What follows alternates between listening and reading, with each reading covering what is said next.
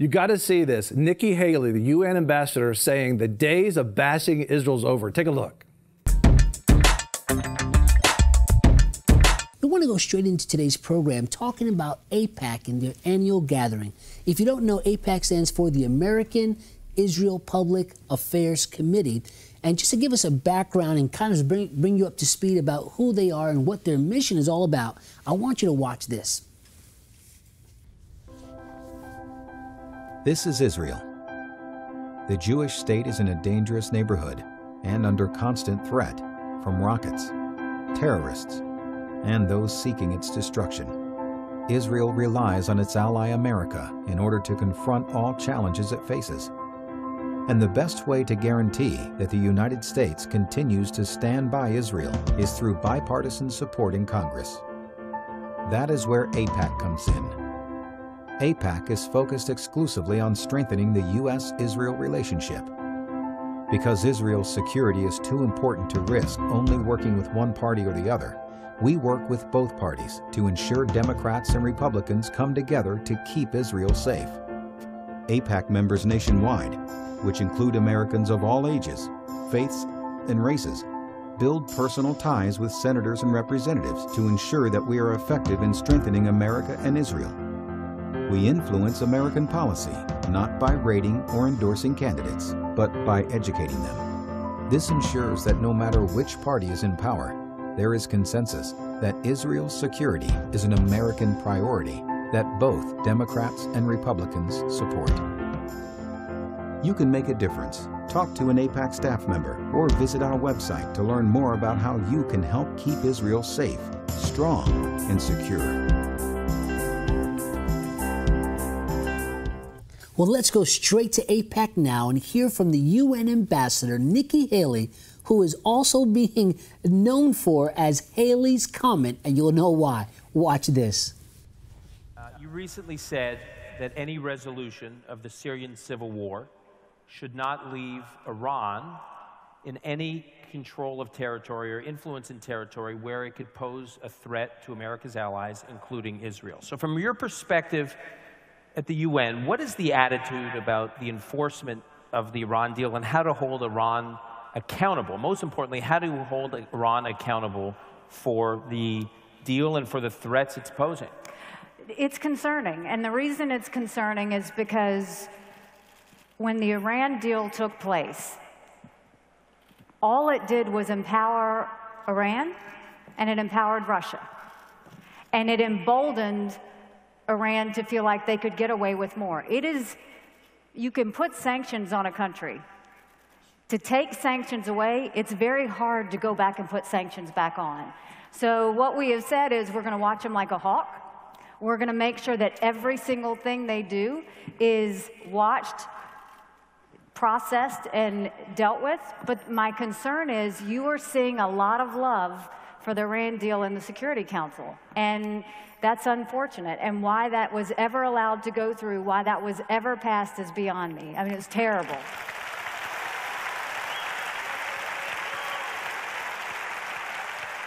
I want to quote from your first remarks, your first public remarks as ambassador. You said, regarding those countries, those nations that don't have America's back at the UN. I think everyone was sort of stunned when you said this, because you said, quote, "We're taking names." You said,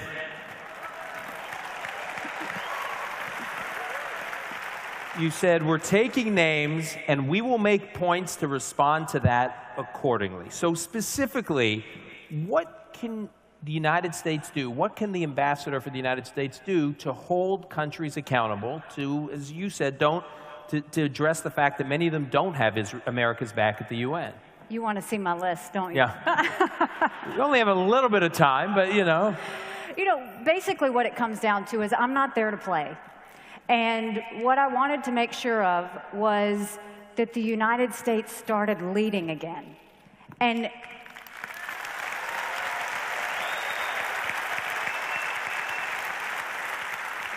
leading isn't saying and doing things when it's comfortable. Leading, saying and doing things when it's not comfortable. So the goal was have the backs of our allies, never again do what we saw happen with Resolution 2334 and make anyone question our support.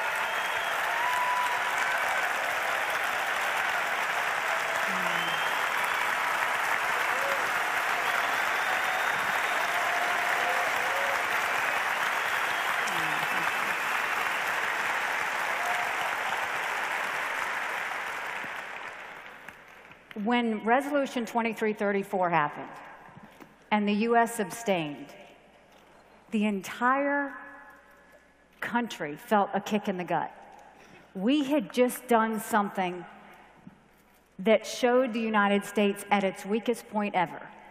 Never do we not have the backs of our friends. We don't have a greater friend than Israel.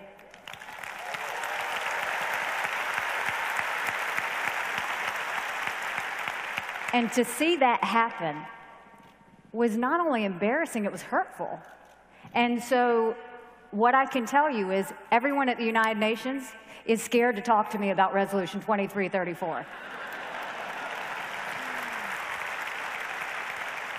And I wanted them to know that, look, that happened, but it will never happen again.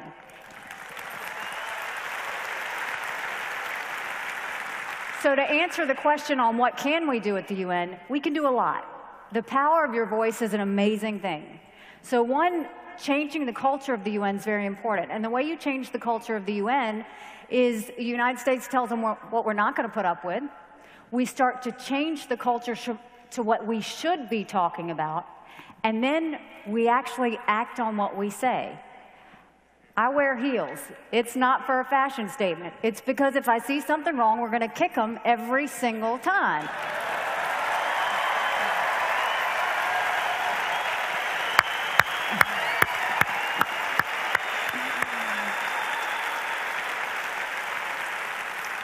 So how are we kicking? We're kicking by, number one, putting everybody on notice, saying that if you have our back, we're going to have the backs of our friends, but our friends need to have our back too.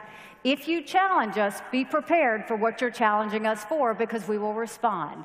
The next thing we did was we said, the days of Israel bashing are over.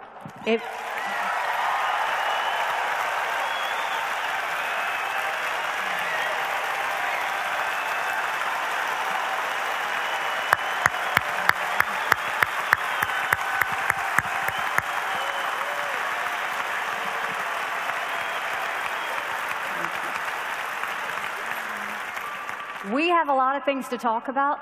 There are a lot of threats to peace and security, but you're not going to take our number one democratic friend in the Middle East and beat up on them.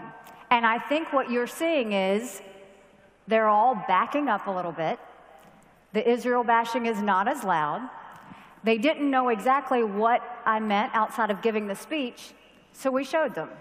So when they decided to try and put a Palestinian in one of the highest positions that had ever been given at the UN, we said no, and we had him booted out.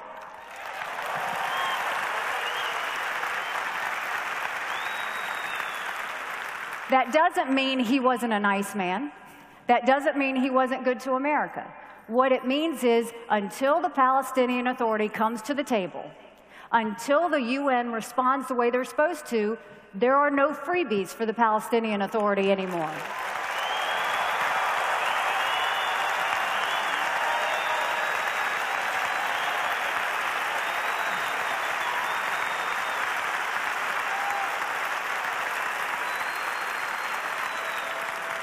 So then they tested us again. And a ridiculous report, the Falk report, came out. I don't know who the guy is or what he's about, but he's got serious problems. Goes and compares Israel to an apartheid state. So the first thing we do is we call the Secretary General and say, this is absolutely ridiculous. You have to pull it. The Secretary General immediately pulled the report, and then the director has now resigned.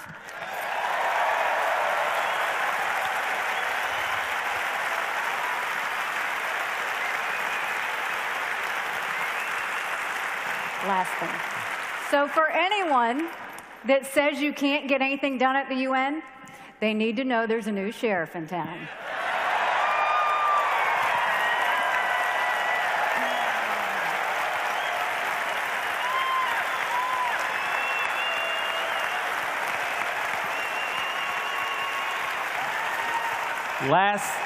Last question. I think this crowd would be thrilled to hear you for hours, but we're going to, days, weeks, months.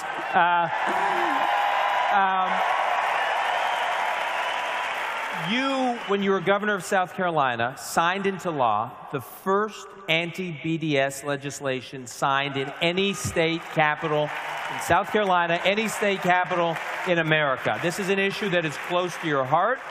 Now, with your new position, what do you think could be done to continue and escalate the fight against those who want to delegitimize Israel through the BDS movement? I think we have to show how absurd it is.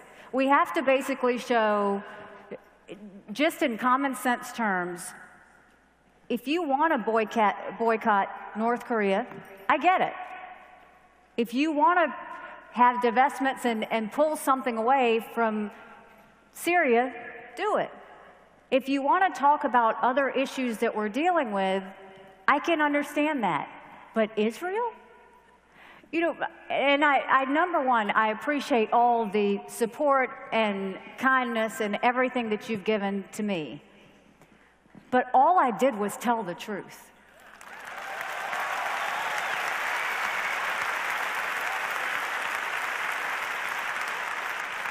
And if you want to continue to support me, which I greatly appreciate, understand that by telling the truth and showing the power of your voice and putting action behind it, there's nothing we can't change. So with the BDS movement that we were able to stop in South Carolina, we're going to continue to take that to the UN and make sure that they understand that is not what we need to be focused on. The days of Israel bashing are over at the UN. There's a new sheriff in town. It's wonderful to see the change in our policy. And I'm telling you, we're going to stand with Israel. Thank you for watching VFN TV. If you like this video, give us a thumbs up. Also, if you want to see more videos like this, subscribe. You know, a lot of people want to abide with the Lord, but they just don't have a plan to do it. You can request that plan today at iabide.org. Don't forget you can join us 24 hours a day, 7 days a week. Download our app and sign up for our newsletter, The Torch, at vfntv.com.